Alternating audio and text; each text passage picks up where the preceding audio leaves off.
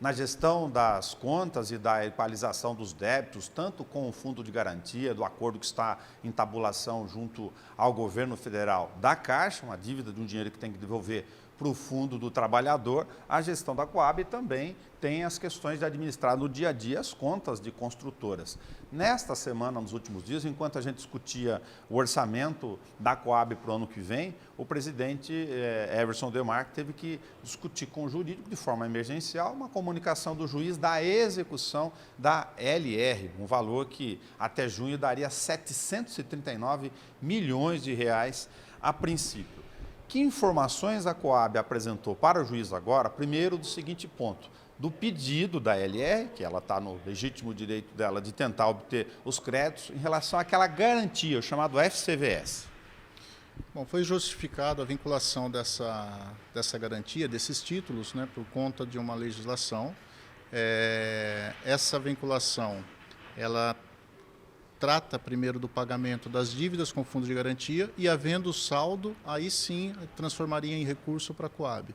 No caso da Coab Bauru, a dívida que ela tem com o fundo de garantia é muito acima do valor dos títulos que nós conseguimos levantar com o FCVS. Ou seja, todo o total de títulos que nós conseguimos levantar está bloqueado, está vinculado ao pagamento da dívida com a Caixa. Ou seja, a posição jurídica da companhia nesse momento é que, embora a LR argumente de eventual prejuízo, a questão do seu interesse por ser um dinheiro de garantia de contrato, contratualmente isso seria prioritário para a Caixa ao invés da penhora desse valor. Sim, inclusive o próprio contrato de inovação, ele já traz essa regra de que esses títulos são destinados primeiro ao pagamento da dívida com fundo de garantia. E havendo saldo, aí sim a Coab teria direito a algum recurso. Essa questão é difícil do público entender, mas ela é fundamental para o acordo, o desfecho da Caixa, que tem lá 2 bilhões de reais a valores arredondados, você faz todos os descontos previstos no mercado hoje e por isso é que cai lá para 384 milhões. Tem mais de 500 milhões só desse valor de FCVS. Sim, a composição dessa redução da dívida com a Caixa em relação ao fundo de garantia são dois fatores que interferem aí. O primeiro é a aplicação da metodologia da Resolução 809, que reduz em mais de 1 bi o valor da dívida.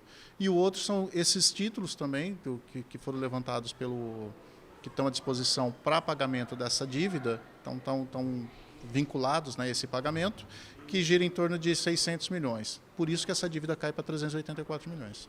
Outro dado difícil do público entender, que são muitos dados da Coab, presidente, agora sobre a segundo quadrimestre de 2023, objeto da audiência de hoje, é que no item das construtoras há uma redução do comparativo do quadrimestre de 2022 do ano passado para esse, de 2,2 bilhões de reais para 1,3. O presidente estava explicando aqui que a Caixa tem feito acordo com as construtoras, por isso que está caindo.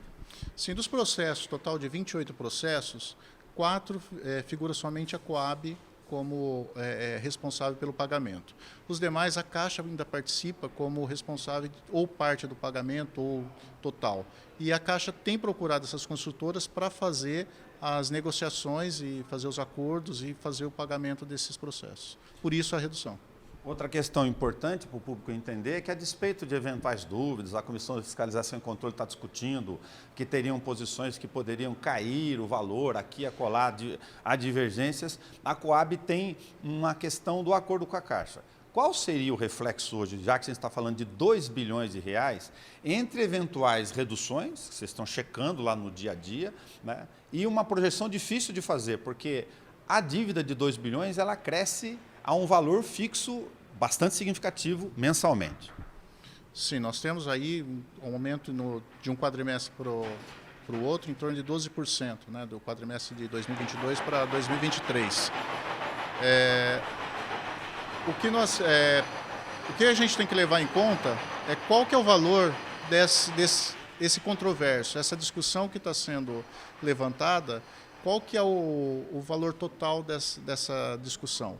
Porque nós estamos, por outro lado, nós temos mais de 1 bi, né, de redução da dívida e utilizando também esses créditos que nós conseguimos levantar, cairia para 384. Então, vamos colocar aí em torno de 1 bi e 600 milhões que a gente estaria reduzindo da dívida.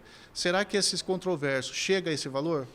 Né? Então, essa que é a discussão e os levantamentos que a Coab está levando, né, tentando fazer o levantamento, para que, senão você fica numa discussão que, se você tem que optar pela melhor vantajosidade para a empresa, você já consegue responder por aí. Isso é fundamental para as pessoas entenderem o reflexo entre as diferenças eventuais que possam estar nessa planilha, que lógico vão ser depurados tanto pela Coab quanto pela própria casa quando vier o projeto de lei, e o valor significativo que você apontou nesta eventual composição. Sim, quanto mais tempo for passando essa discussão e sem tomar decisão, nós temos, como você mesmo falou, você tem a correção dessa dívida, né? Você tem os juros, você tem a atualização, e, por outro lado, nós temos uma redução de meses que nós vamos pagar o 3,6%, 3,8%, que a partir de 2026, essa dívida ela passa a ter correção de 6%. Então, seria interessante aproveitar o máximo possível de meses que a gente tenha um juros menor. Pensando nisso, para atualizar aqui o nosso andamento, tanto da comissão interpartidária quanto da questão da execução de quadrimestre, neste momento, os 12 vice-presidentes da Caixa, foi anunciado pelo Poder Executivo, o presidente esteve lá, assinaram a proposta do acordo. Qual é o caminho agora, o que fase está neste momento, final de setembro de 2023, para vir o projeto de lei e andar? Ainda pode ser fechado neste ano? O planejamento, que foi inclusive tratado com o Ministério Público, é de fechamento esse ano, pelo menos até o mês de dezembro o acordo está assinado. Nós estamos trabalhando em duas frentes. A primeira, o processo com a minuta do acordo já se encontra na Prefeitura, para análise tanto da parte de finanças como do setor jurídico. E, paralelo a isso, nós estamos levantando e fazendo um relatório desses apontamentos, essas divergências que estão sendo tratadas aqui no dia a dia, que aparecem na mídia, ou discussões aí que estão sendo levantadas.